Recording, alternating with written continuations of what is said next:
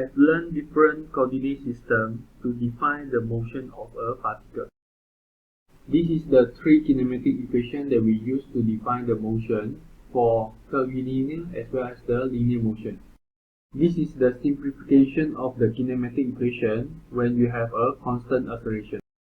In the rectangular coordinate, we use the coordinate x, y, z. In vector, we have the ij, k. So the displacement can be defined by this, and for the velocity and acceleration, we just take the differentiation with respect to time. Previously, we have learned how to apply the three kinematic equations here for the ijk component to solve the problem. And we also discussed the special case when you have a constant acceleration, and we use these three equations to solve the problem. The rectangular coordinate can be applied to 2D and 3D case.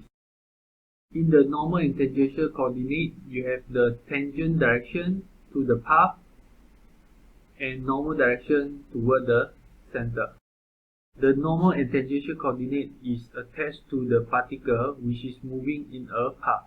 We are not using the origin to measure the displacement for this case. To use this coordinate, we need the equation of the path to be known.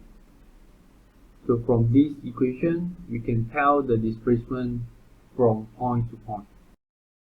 And also we can find the radius of curvature by using the formula here, which is useful to find the normal acceleration. And we have discussed a special case on the normal and tangential coordinate, where the radius of curvature is constant, which is equal to r. So in this case, you have a circular motion. Normal and tangential coordinate is useful for 2D case only.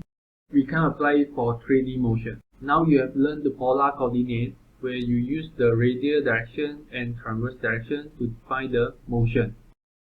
Different with the normal and tangential coordinate, we assign a origin to this system. And also you have learned two additional accelerations, which is the sliding acceleration as well as the Coriolis acceleration. This coordinate is useful for 2D motion only. We can extend the polar coordinate to the cylindrical coordinate so that we can apply it in the 3D case. If you compare with the polar coordinate here, the formula used by the cylindrical coordinate is almost similar. Where you can see in the displacement vector here, you have additional term zk direction.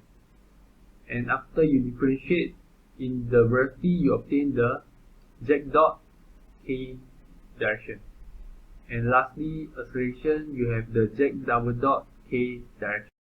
So in the cylindrical coordinate, not only using the radial direction and the transverse direction, we have additional direction in the z-axis here to define a 3D motion for a particle.